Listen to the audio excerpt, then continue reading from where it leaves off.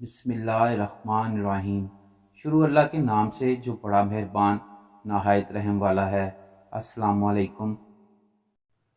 حضور صلی اللہ علیہ وآلہ وسلم کی خدمت میں خاتون آئی اور کہنے لگی مجھ سے گناہ ہو گیا ہے اور میرے پیٹ میں ناجائز بچہ ہے۔ آپ صلی اللہ علیہ وآلہ وسلم نے فرمایا کیسے مان لیں کہ تم نے بدکاری کی ہے، مگر اس خاتون کو احساس گناہ تھا۔ تو آپ صلی اللہ علیہ وآلہ وسلم نے فرمایا کہ جاؤ اور بچہ پیدا ہونے کے بعد پھر آنا۔ پھول جیسا بچہ پیدا ہوا تو بچہ گود میں لیے آ گئی کہ یا رسول اللہ صلی اللہ علیہ وآلہ وسلم اب کیا کروں؟ آپ صلی اللہ علیہ وآلہ وسلم نے فرمایا غلطی گویا تیری ہے، بچے کی نہیں، واپس جاؤ، اسے دودھ پلاؤ، جب روٹی کھانے لگے تب آ جانا۔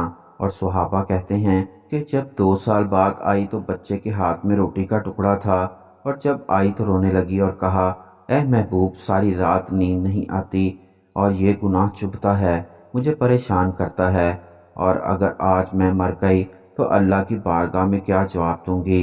نظر کرم فرمائیں۔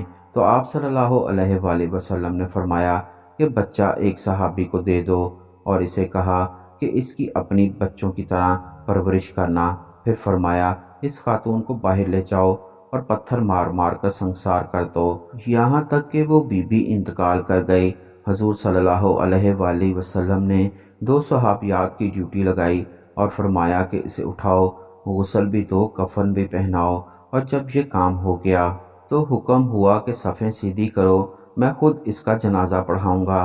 صحابہ نے کہا اے نبی صلی اللہ علیہ وآلہ وسلم اس کا جنازہ معاذ اللہ، تو میرے پیارے آقا صلی اللہ علیہ وآلہ وسلم نے اس خاتون کو معاشرے سے کاٹا نہیں، بلکہ آپ صلی اللہ علیہ وآلہ وسلم نے فرمایا کہ تم نے اس کا گناہ دیکھا ہے مگر اس کا احساس نہیں دیکھا، اس کی توبہ کا انداز نہیں دیکھا، اس کی تڑپ نہیں دیکھی، بارگاہ خدائے رسول میں سرخ رو ہونے کا جذبہ نہیں دیکھا۔